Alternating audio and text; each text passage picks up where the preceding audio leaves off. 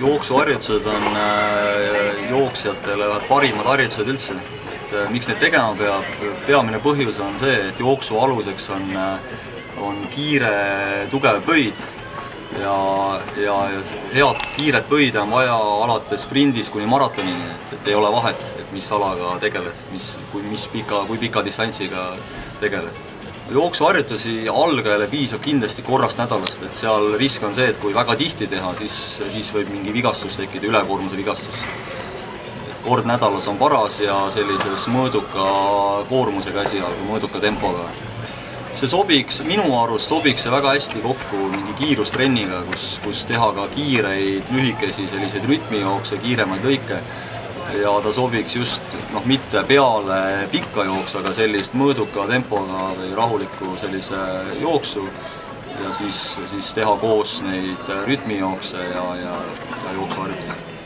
Jooksuharjutusi ei peaks tegema kindlasti või vähemalt on väga suure riskiga ülekaalulistel. Seal on jalad saad niigi jookstes väga suure koormuse ja jooksuharjutuse ees see koormus on veelgi suurem ja risk vigastada jalgu on väga suur.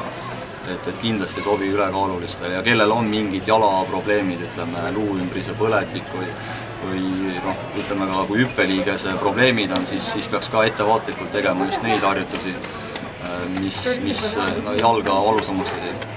Loogik, et see tagumine jalg kindlasti oleks otse, et alati igas sellised harjutused, et varbad, nagu öeldakse, varbad vaatavad otse. Teie, kui te olete siin sul kohe jalg on vaata, siin jalg on viltu, jalg peaks olema, jah.